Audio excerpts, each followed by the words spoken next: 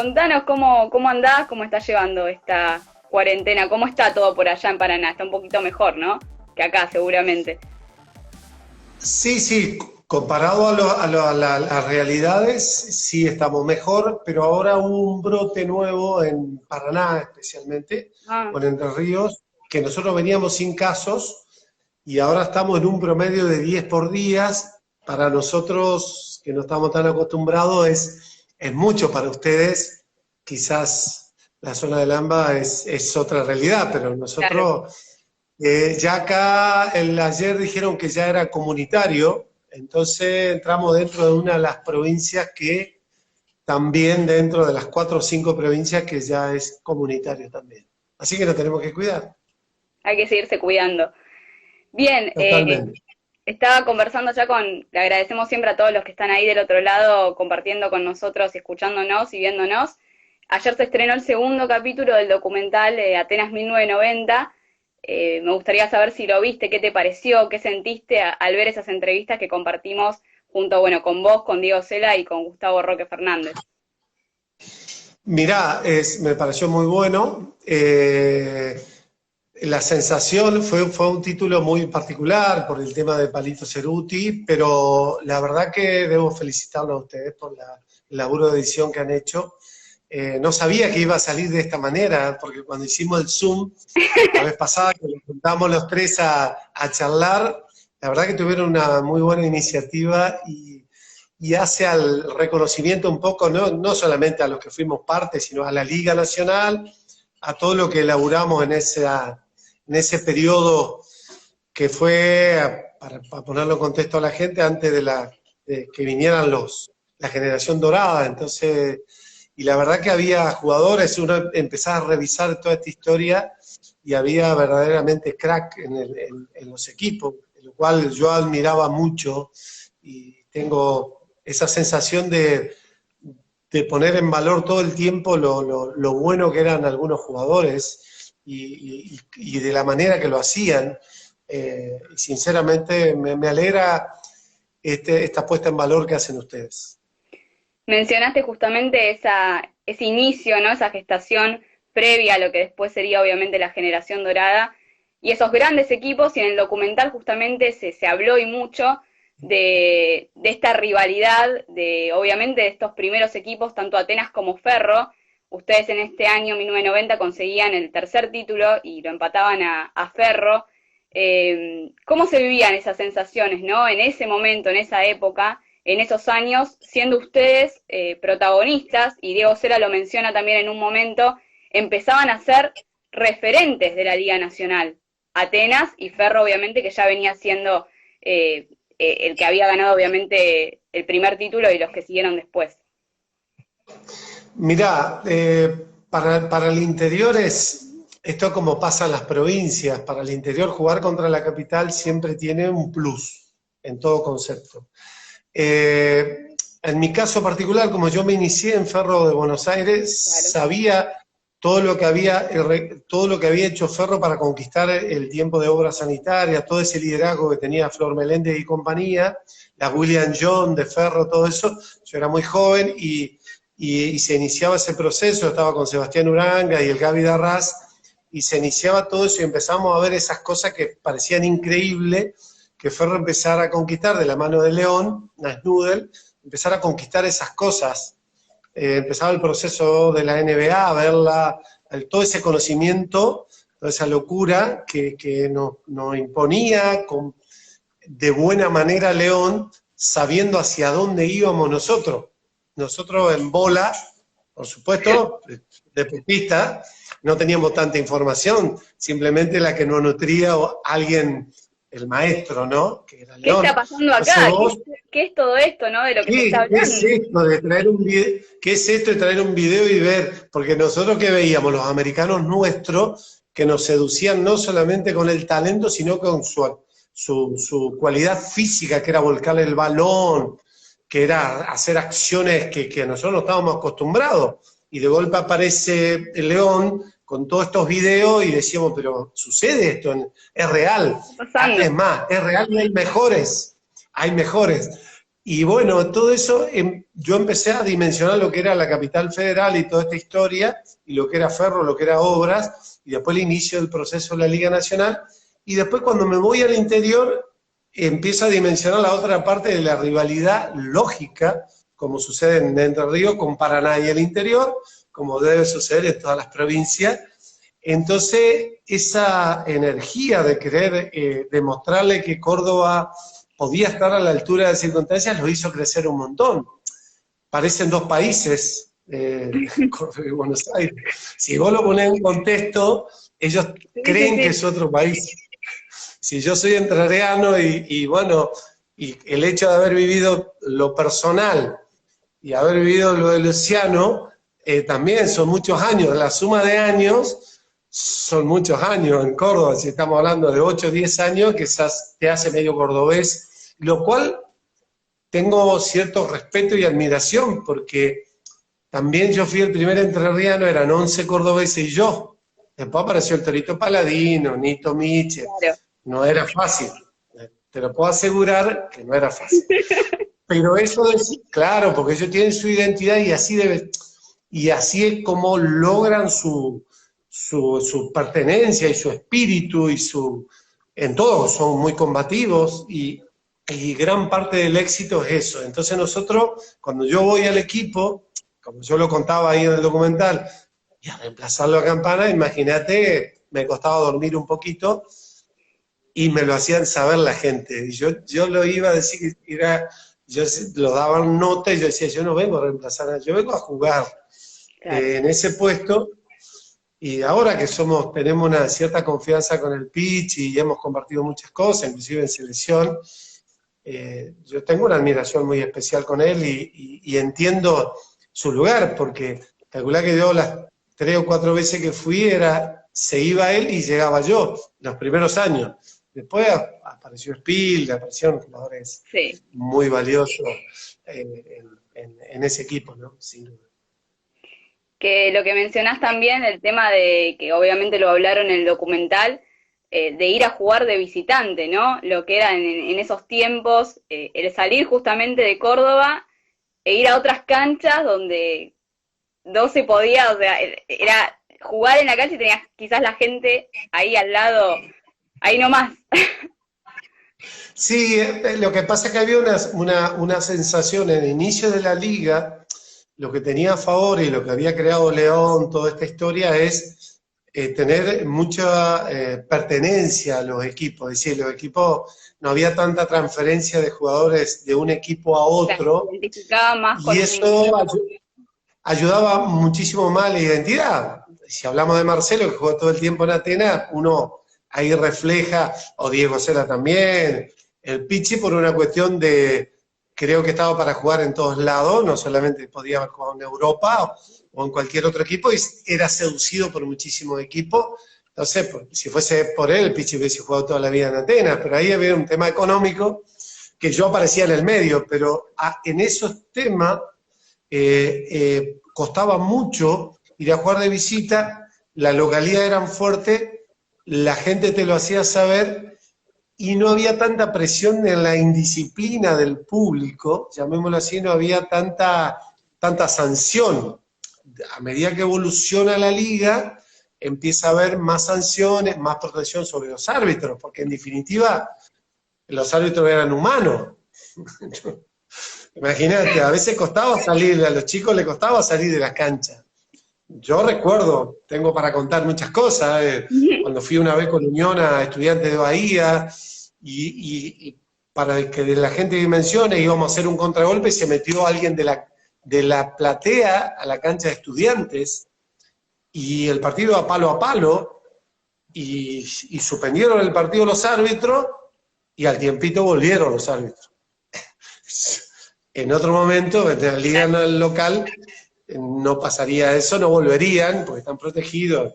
Imagínate el recorrido en Estudiantes hasta el vestuario y volver de los árbitros, suspender un partido, con el estadio lleno, ¿no? Nos dirigía Flor Meléndez en esa época en Unión, y bueno, esas cosas pasaban, como nos pasó con Olimpo, como con Atenas millones de veces. Inclusive, Marcelo Milanesio dejó de hacer fantasías en el juego, que no lo cuento mucho a veces porque creen que lo hacía desde una soberbia, y él lo hacía naturalmente en los entrenamientos, tirar caño, tirar por afuera la pelota cuando lo salías a presionar, y dejó de hacerlo por las amenazas que tenían los rivales. Decía, si me lo haces de vuelta, vas a pagar el precio. Y no era un full natural, era un full un poquito, de lo intencional un poquito más para arriba. Hoy lo intencional es otra cosa. Mencionaste obviamente a Marcelo y no podemos dejar de hablar de él.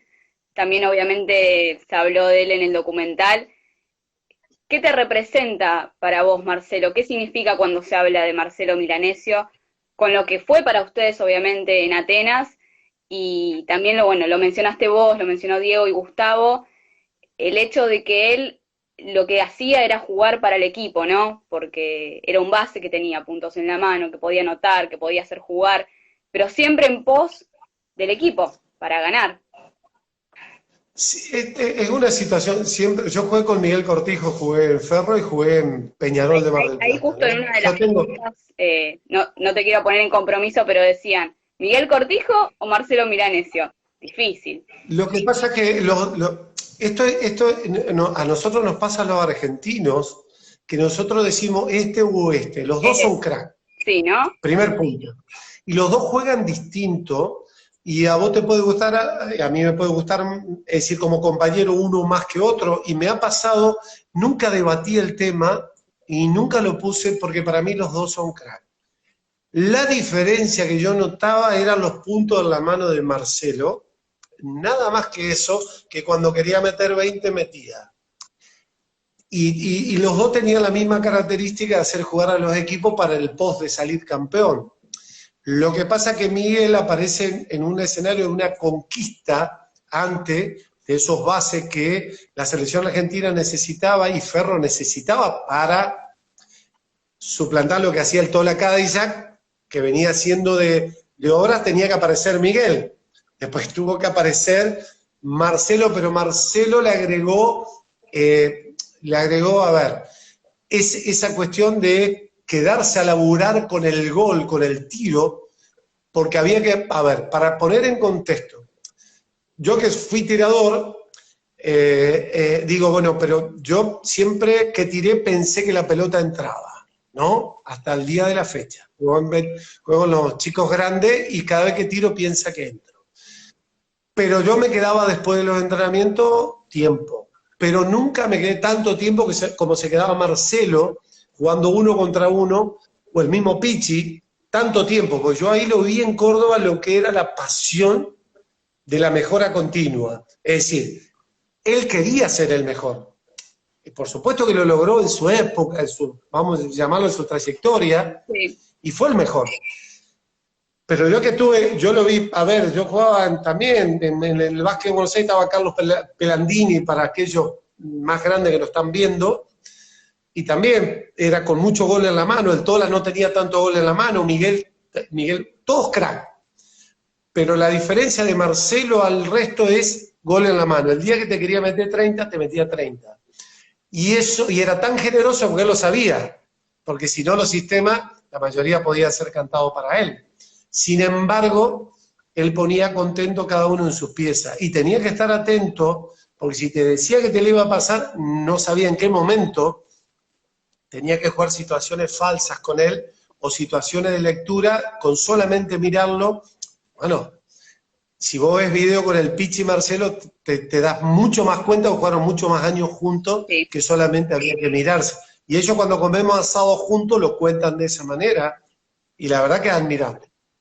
Que solamente se miraban y ya está, no hacía falta hablar. Es que en realidad los cracks tienen esa virtud de solamente con una mirada te están diciendo lo que tenés que hacer. Me imagino que en muchísima disciplina pasa, y en el fútbol debe pasar con el 10, con el puesto de 10 debe pasar, y debe pasar en muchísimo, para no entrar en muchos detalles. Pero lo que yo creo que nosotros no debemos cometer el error de decir quién es mejor, quién no. Los dos los 3, los 4, y después vino el Ale Monté. Yo jugué con el Ale Monteque en Sport de Cañada, y era un 2 llevado a 1, con gol en la mano, pero después defensivamente un caballo, es decir, un crack también, pero también hacía jugar el equipo. Pero si vos me decís, es más 2 que 1, pero como era corto, tenía que jugar de 1. Bueno, el Dani Farabello también, qué sé yo, me ha tocado jugar un mix con distintas generaciones, con distintos bases, y para los tiradores, que somos mezquinos y por ahí egoístas, y por ahí tenemos una mezcla de todo, entendemos perfectamente cuando el base te quiere hacer jugar y cuando no te quiere hacer jugar. Hay veces metía 6 y yo me preocupaba, pero el equipo ganaba, y eso, Claro. eso es tener claro el objetivo de equipo. Estando los equipos grandes tenés que ceder espacio porque todos los que están al lado tuyo son buenos jugadores, y entender el rol, y un día te tocará y otro día no te tocará. Así es.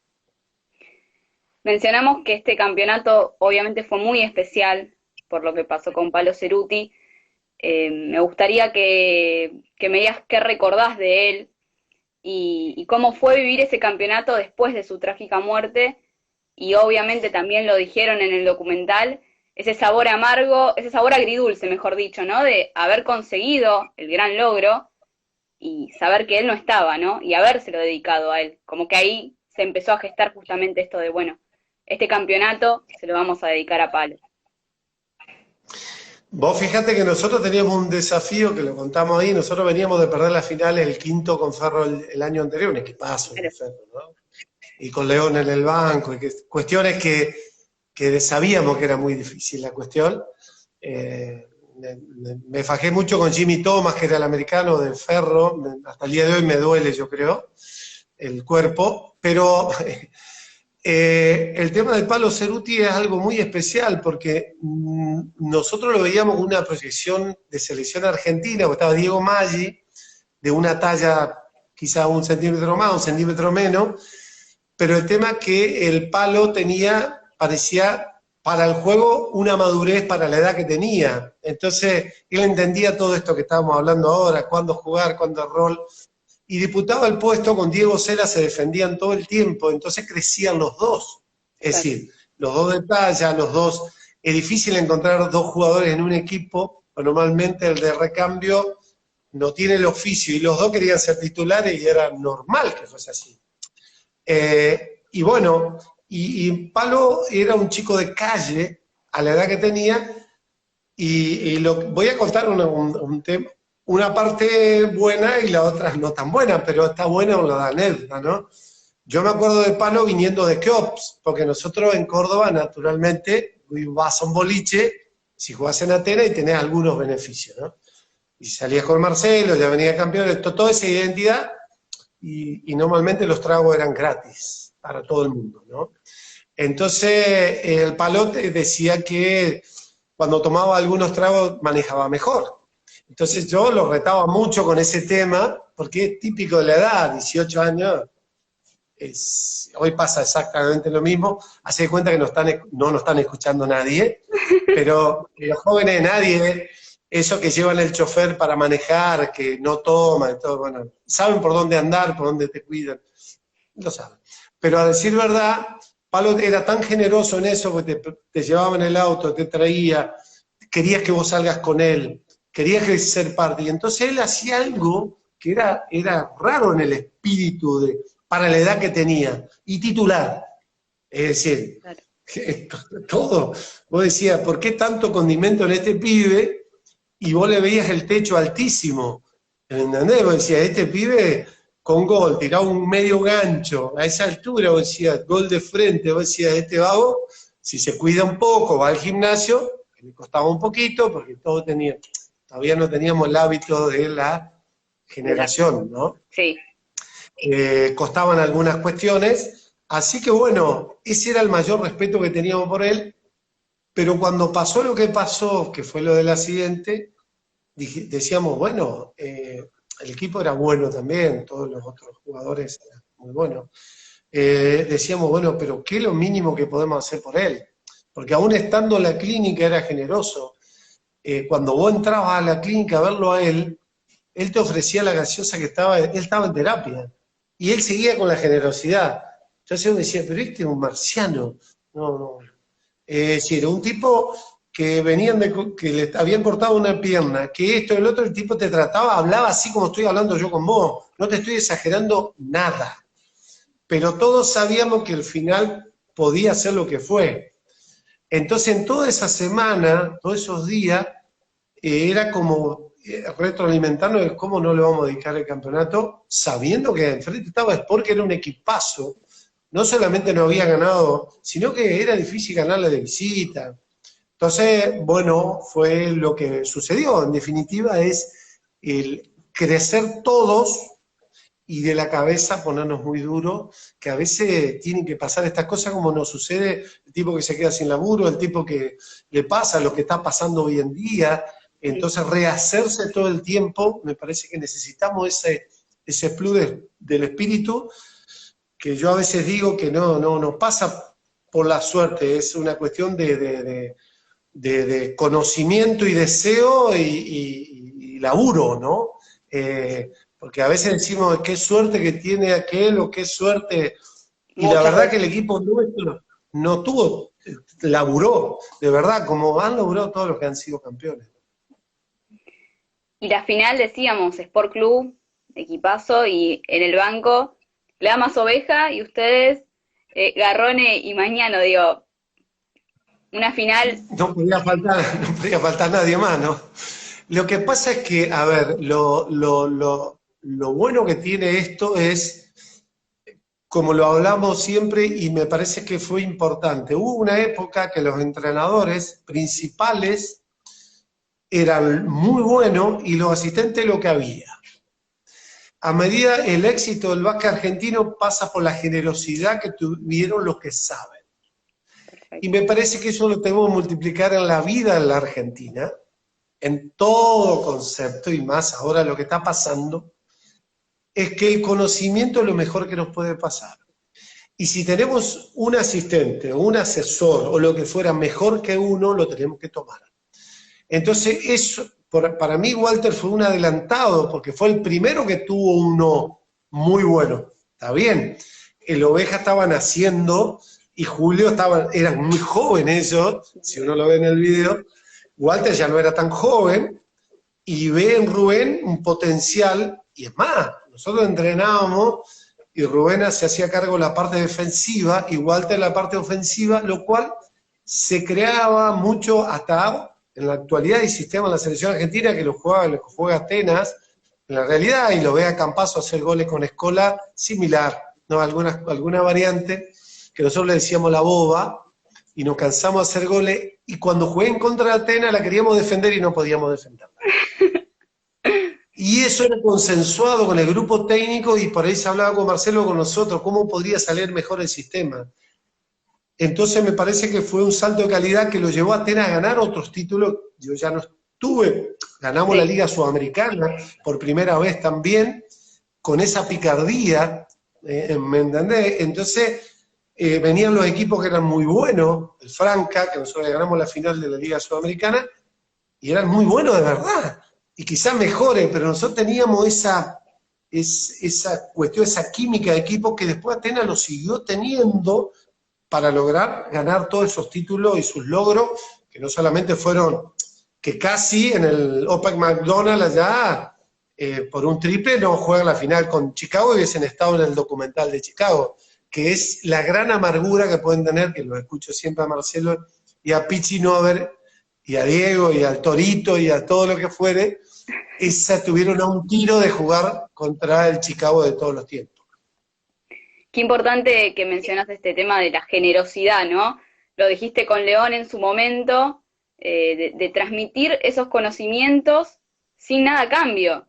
Y hablábamos de Walter con Rubén, y digo, y esto es lo que también después, creo yo, y me parece por lo que vos decís también, se fue, ¿no? Reciclando y regenerando, mejor dicho, con el tiempo para construir lo que es hoy también la calidad de entrenadores también que tiene nuestra Liga Nacional. Lo mencionó también Sergio Oveja Hernández en una charla que tuvo con Mati Traversa también por acá, por un vivo. Esa generosidad, ¿no? Desinteresada.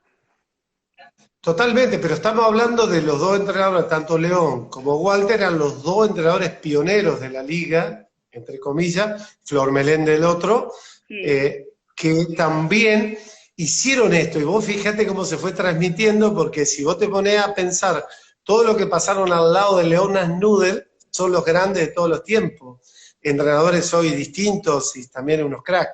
Entonces, me parece que esto es aplicable a todos lo que nos pasa en nuestro... Yo lo llevo mucho a la realidad de la vida, de lo que le pasa a muchos entrenadores, inclusive en otras disciplinas, porque en el fútbol que nos lleva un poco más de tiempo, más años, se ve esos cuerpos técnicos también. Se ve el de al lado que es muy importante, y el otro, cuando empecé a ver los títulos que tiene la segunda línea, ni hablar la NBA. Me parece que ese es el crecimiento que nos dimos, y después la capacitación que han tenido los entrenadores, así como los jugadores de la generación dorada se fueron a Europa, hicieron como un máster en todo lo que tenían que hacer de cara al futuro. Yo me acuerdo del Chapo de verlo jugar en la selección, que para mí fue el mejor ejemplo de madurez deportiva en todo concepto, y después verlo cómo jugaba después que tuvo un par de años, cuando volvía, no solamente en la calidad técnica individual, sino que en su cabeza, me pareció genial. Es el mejor, y que lo estamos viendo con Facundo Campazzo ahora, y bueno, cuando nombrás gente es peligroso, porque me quedan un montón en el camino, pero bueno, no, y algo que me sale ahora, que estamos charlando, nada más. Sí.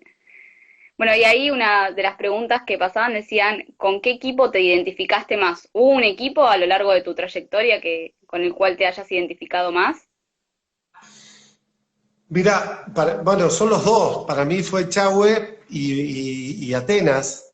En Echagüe porque tengo los logros personales que solamente sirve para la estadística. Claro. Pero nadie, como diría alguno, nadie te lo puede sacar. Yo logro ser goleador de la liga y justo me tocó ganar, y mucha casualidad, porque cuando decido volverme a Paraná, Echagüe estaba en la segunda categoría, la Liga Argentina, pero yo vuelvo, pero por una decisión, no me voy a jugar a Andino de La Rioja, que hubiese tenido la oportunidad de jugar con Manu, porque el Huevo Sánchez me había llamado para ser el titular de ese equipo, y el suplente iba a ser un chico, un tal Ginóbili, y era Manu, ¿no? Y estuvimos dando una vuelta, pero yo ya había decidido venirme a Paraná a jugar. Esa también la sabe Manu, esa historia. Pero tampoco sabía que iba a ser goleador de la segunda liga. Y bueno, y me pasó. Imagínate qué casualidad, ser goleador de la liga y después volver a la segunda y ser goleador de la liga, y queda registro ahora y no se ha roto eso. No. En la Liga Nacional sí, porque hubo muchos buenos y a patadas, ¿no? Pero en la Liga Argentina no. Entonces la identidad son los dos clubes.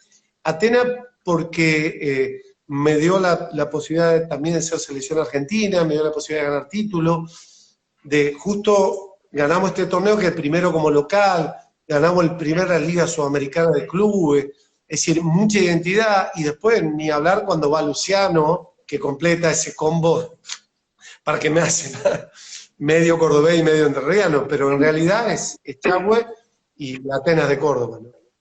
Bien. Y también decían conductor, ¿puede ser que seas conductor ahora? No, a ver, estoy haciendo, la vida también te pone en ciertas cosas. Yo he hecho las clínicas de entrenador, he sido entrenador. Yo tengo una empresa de comunicación y hace muchos años, porque me preparé para el retiro de esta manera, cuando yo me retiro joven entero, sin lesión, pero yo dije a los 35 años tengo que dejar, y me gustaba la comunicación. Pero no la comunicación, el marketing, así me gustaba, la comunicación no sabía qué. Pero yo sabía que nosotros los jugadores tenemos un inconveniente en nuestro recorrido, que muy pocas veces leemos de otras cosas que no sea básquet. Amanecemos con básquet, mediodías con básquet, tarde con básquet, noche con básquet, y cuando perdemos a las 4 de la mañana también básquet y alcohol. Bueno, a veces, no siempre. No siempre. Pero entonces, no siempre. Entonces, yo tuve la suerte de tener mis hermanos, soy el menor de 6, y ellos han sido profesionales, y a mí me gustaba escuchar lo que hablaban algún ingeniero, otro licenciado en economía, y sé lo que se pelaron el alma para ser profesionales. Entonces cuando volví a casa de cada campaña, cada día que terminaba los escuchaba hablar y yo decía, hay otro mundo, ¿no? Entonces ahí aprendí que tenía que leer de otras cosas y ver de otras cosas. Y me parece que los jugadores tenemos que entender, ni hablar de la Liga Argentina para abajo, que tenemos que entender que hay otro camino y hay otro país, y hay otro mundo, lo cual esto se termina y tenemos que empezar. Y bueno, y eso lo entendí, y sabiendo que yo sabía a los 32, por eso no quise ir a Andino para retirarme de chavo y a los 35 dejar de jugar, y el único que lo sabía era yo. Ni mi familia sabía que yo quería dejar a los 35, que fue cuando lo escuché a Francescoli de River decir, yo quiero dejar al deporte y no que el deporte me deje a mí. Y yo lo tomé como propio y tomé esa decisión. Y el día que tomé ya estaba haciendo lo que estoy haciendo, se llama Básquet Liga por Liga, que transmitía, comentaba los partidos mientras yo jugaba en la Liga Argentina, y la Liga jugaba, y yo comenzaba comentando antes, como había jugado hace poco, entre tiempo, yo no soy periodista, lejísimo, comento, como hacen muchos jugadores de fútbol en lo distinto, como, no sé cómo se dice, bueno, columnista, ¿así? Sí. ¿Se puede ser? Sí. Puede ser. Pero bueno, a medida que uno va leyendo y puede estudiar un poco, no viene mal, y leer, uno puede mejorar o no. Entonces, la vida me dio eso, hice un tiempo eso, y ahora hace 3 años me llaman del canal, que es un canal abierto acá, que es Canal 9, y es todo Entre Ríos y Santa Fe, y estoy en un noticiero, y ahí tuve que aprender otra cosa en un noticiero.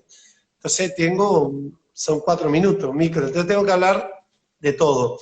Bueno, también me costó aprender y lo estoy haciendo, lo trato de hacer de la mejor manera, entonces hablo de todas las ligas, de la NBA para abajo, de todas, lo que es hasta la Liga, trato de llegar Liga Argentina un poquito, porque no me dan los tiempos. Es eso estoy ahora.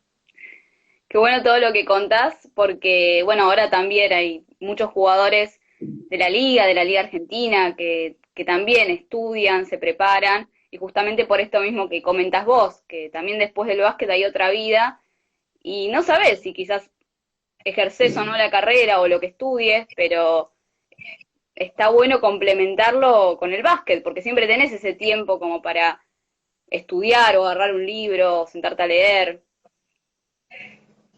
Es que en realidad es una buena excusa no estudiar. Estudiar mirá, a ver, ese equipo de Atenas, fuimos campeones, jugaba Borghese, un jugador entrerriano, que es ingeniero, hoy está en Alemania. Mientras yo paraba en la pieza con él, mientras nosotros hicimos todo esto que te estoy contando y todo lo que hablamos anteriormente, Sí. Él en el colectivo estudiaba, en la pieza conmigo estudiaba, y yo decía, este vago, y de un talento y una condición de 2 metros 2, un alero, terrible, proyección, pero él quería ser ingeniero.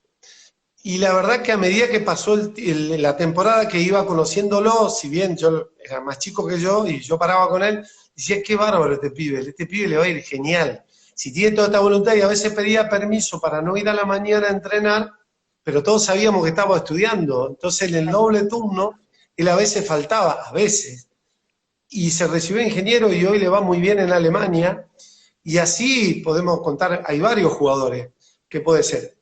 Lo que diferencia a una persona a otra ya lo sabemos que es el conocimiento. Entonces, la sociedad es muy difícil luego que se termina esto, porque, a ver, yo ando caminando en Paraná.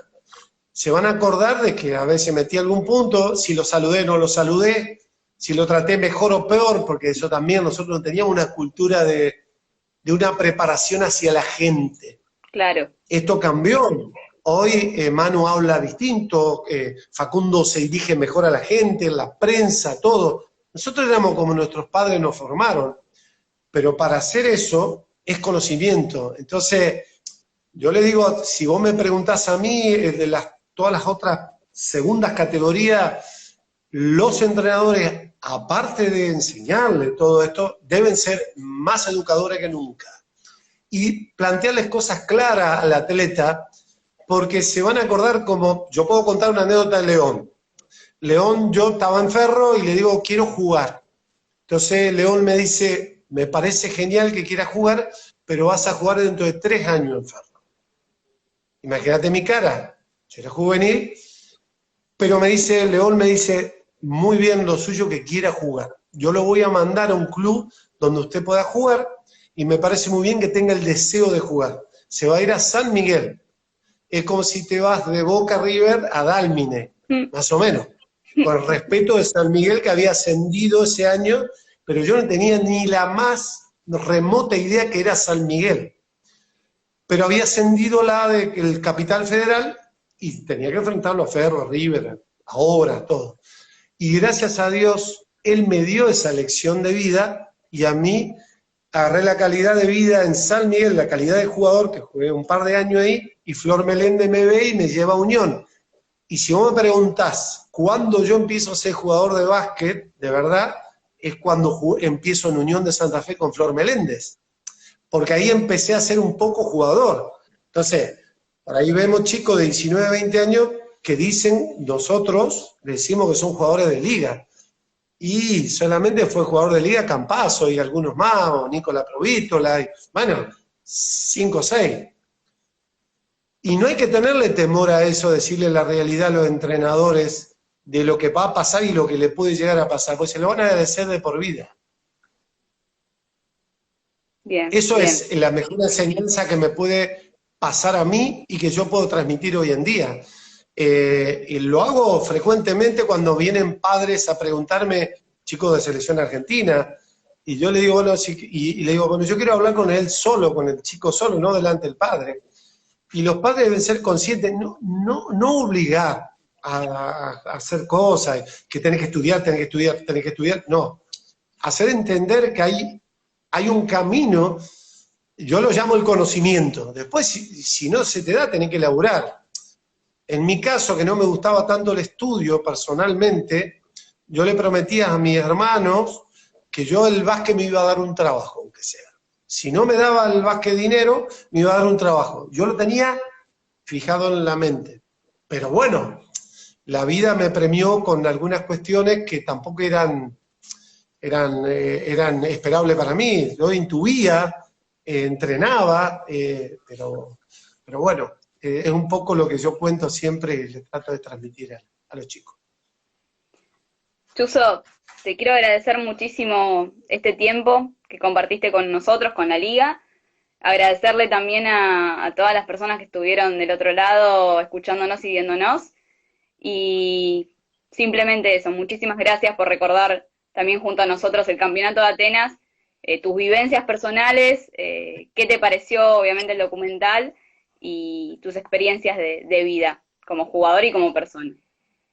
Bueno, muchísimas gracias a ustedes y los felicito por el laburo y nos vino bien este parate en este sentido. Para los otros mucho dolor porque no tenemos laburo y no tienen laburo los atletas, pero también por ahí refrescar toda esta historia hace al crecimiento de la misma competencia y ojalá que lo sigan haciendo y ojalá sea un inicio de muchísimos años más.